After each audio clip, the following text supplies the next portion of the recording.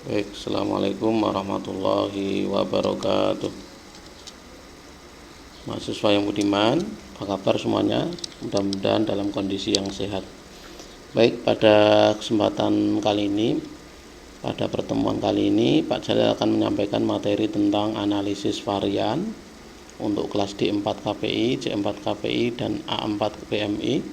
Jangan lupa absen 2 kali, absen di V-Class dan absen di YouTube dengan menambahkan komentar, nama, dan NIM. Jika tidak sinkron, maka tidak saya anggap hadir.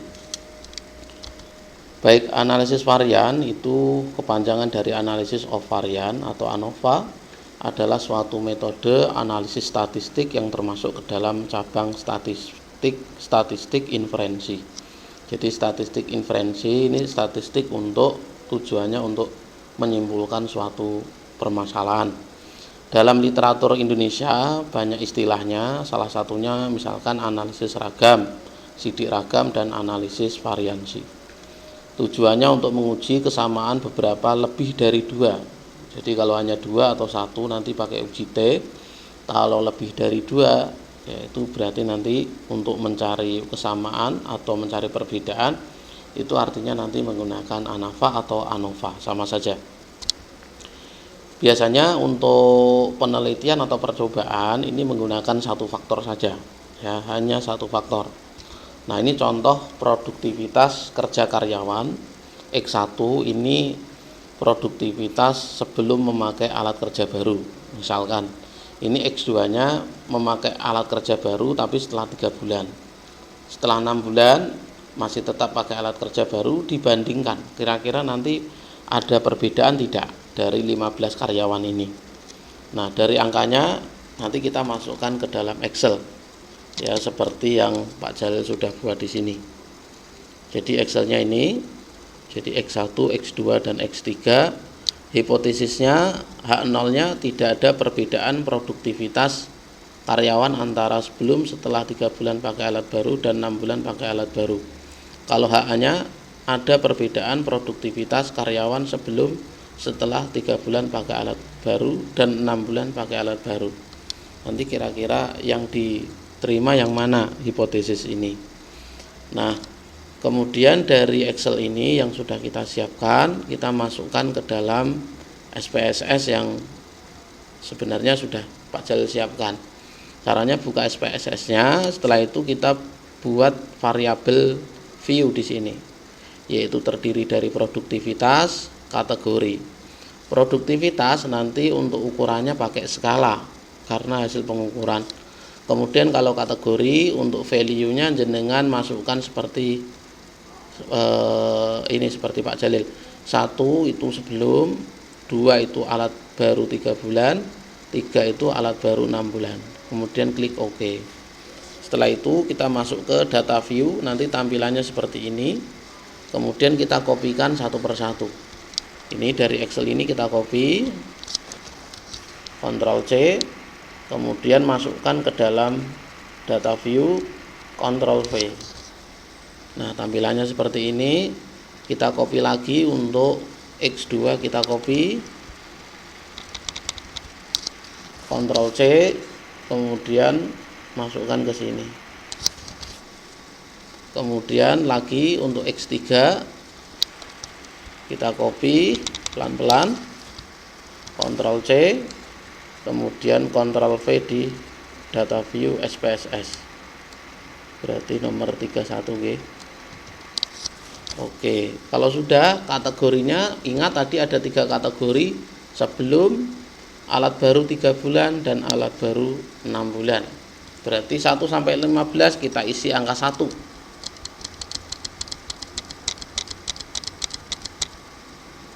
Seperti ini. Nomor 16 sampai 30 berarti termasuk kategori yang kedua. Kita tambahkan seperti ini.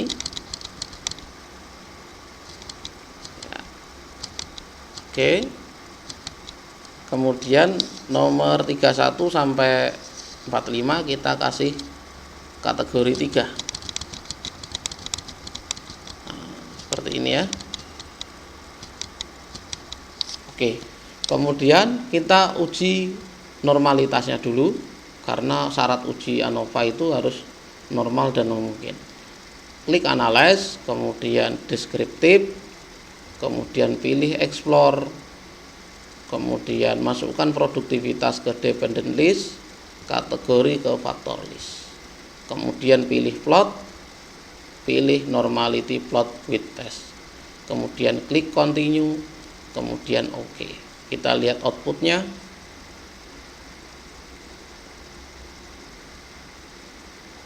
Nah, kita bisa baca di sini outputnya test of normality.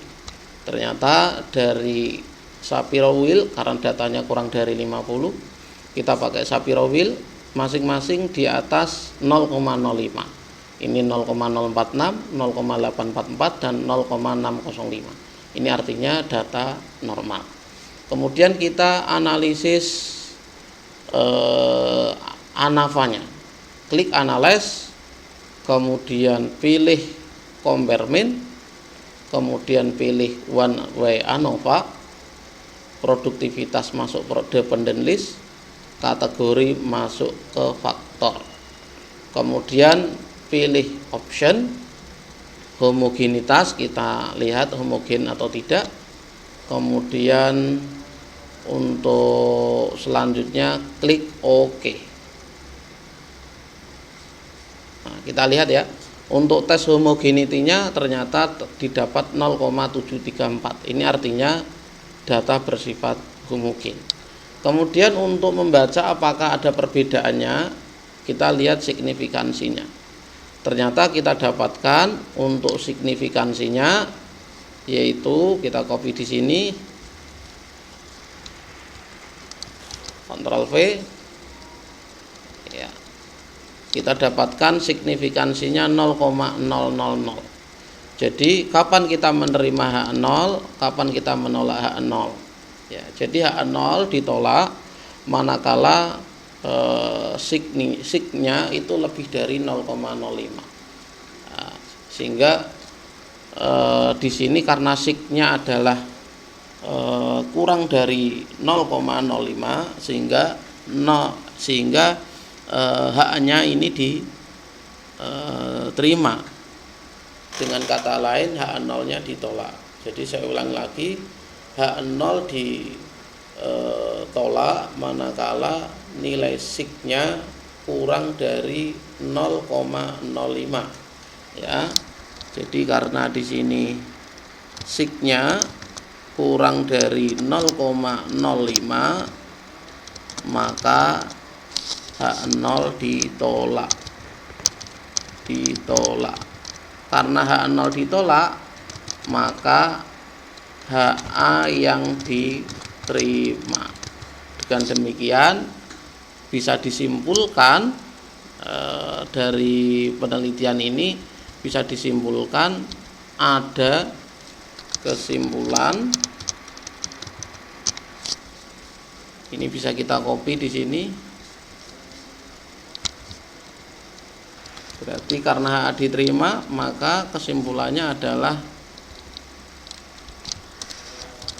ada perbedaan produktivitas karyawan sebelum dikasih alat baru, setelah 3 bulan pakai alat baru, dan 6 bulan pakai alat baru. Demikian